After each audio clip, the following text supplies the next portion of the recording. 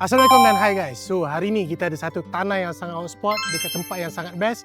So tanah ni dekat area Bangi, Sungai Ramal, Selangor. Okey, tanah tu dekat sebelah kiri saya berkeluasan 2 ekar ataupun 87,767 square feet.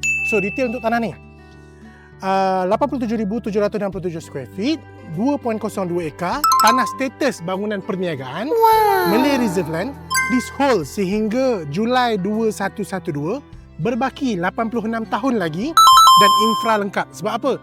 Sini dah ada Petronas, depan sana dah ada industri, dah ada kilang, sebelah sana dah ada sate Kajang Haji Samuri. Okey, kemudahan sekitar.